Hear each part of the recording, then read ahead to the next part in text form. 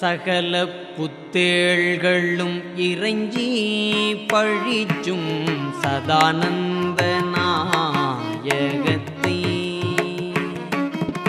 சருவ பரிபூரண அனாரத சிதாகாச சபை நடன நாயகத்தை சகமாயை மறுவாத மௌன மெய்ஞானிகள் இதயமேவு நாயகத்தை சந்தேகர் நெஞ்சில் நில்லாத சிவஞானோதய பிரம்மநாயகத்தை அகர உயிரை போல அகர உயிரைப் போல இகவரம் இரண்டிலும் அளாவி அவிர்நாயகத்தை அறிவதற்கு எண்ணினேன் அறிவு தந்து அறிவதற்கு எண்ணினேன் அறிவு தந்து அறிவித்து அருட்பறவை இடை அமிழ்த்தி திகழு நில் சேவடியில் பதிய வைத்து ஆளரோ தித்திக்கும் முத்தி முதலே தெள்ளறிவு எனும் சலதி பொங்கும் உள்ளூரில் வளர் சிவசுப்பிரமணிய தேவே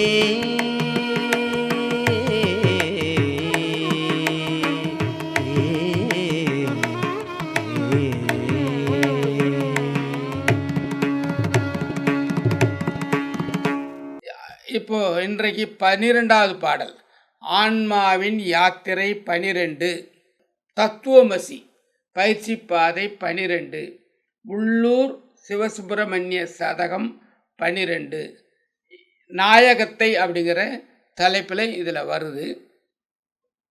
உள்ள இருக்க ஆன்மா இதில் நாயகத்தைன்னு சொல்கிறார்.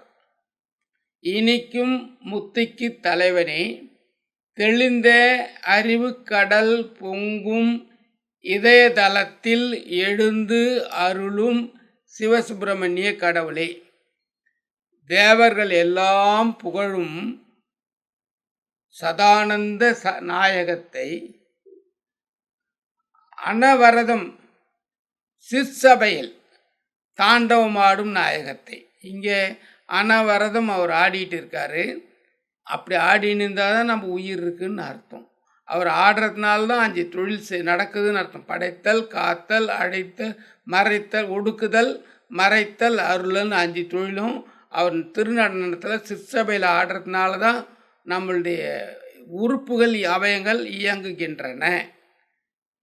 அதெல்லாம் அனவரதம் சிற்சபையில் தாண்டவம் ஆடும் நாயகத்தை மெய்ஞானிகள் உள்ளத்தில் சேரும் நாயகத்தை மெய்ஞானிகள் உள்ளத்தில் சேரும் நாயகத்தை சந்தேக நெஞ்சம் நபர்களுக்கு தங்காத பிரம்மமான நாயகத்தை.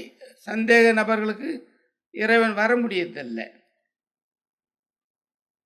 இந்த பிறப்பில் அல்லாது மறுபிறப்பிலும் இரண்டிலும் இந்த பிறப்பிலும் மறுபிறப்பிலும் ரெண்டிலும் கலந்து நிற்கும் நாயகத்தை அறிவதற்கு நினைத்தேன்.